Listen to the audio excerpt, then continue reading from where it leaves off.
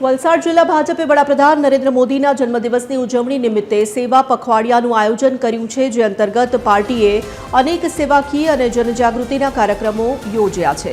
પીએમના જન્મદિવસની ઉજવણીને લઈને જિલ્લા ભાજપ યુવા મોરચાએ નમો યુવા મેરેથોન દોડનું આયોજન કર્યું હતું।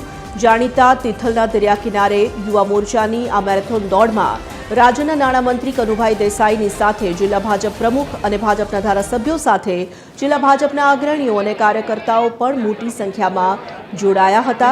આ મેરેથોન દોડમાં વિજેતા સ્પર્ધકોને રાજ્યના નાણામંત્રી કનુભાઈ દેસાઈના હસ્તે સન્માનિત પણ કરવામાં આવ્યા હતા।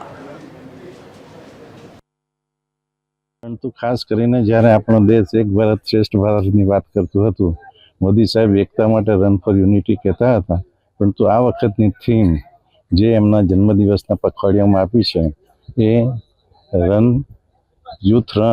નમો યુથ રન ફોર નશામુક્ત ભારત। કારણ કે આ જે નશાના વેપારીઓ છે એ આતંકવાદીઓ છે અને સમગ્ર આતંકવાદી ફંડ પૂરું પાડે છે, એટલે દેશમાં શાંતિ માટે આ જે રન કરવામાં આવી છે અને વલસાડને પણ જે એક લાભ મળ્યો છે એ માટે પણ સમગ્ર ભાજપના શીર્ષ નેતૃત્વને અમે આભારી છીએ।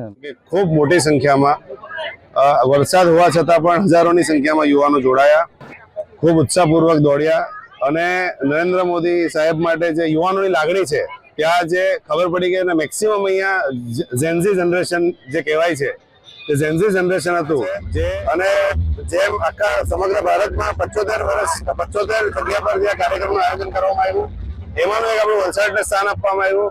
તેથી એ પણ ખબર પડે છે કે વલસાડ પર શીર્ષ નેતૃત્વને પૂરેપૂરો ભરોસો છે અને એ આ આપણી પ્રજાએ અને આપણા યુવાનોએ, આપણા સૌ દોડાઈઓએ સાબિત કરીને પુરવાર કર્યું છે।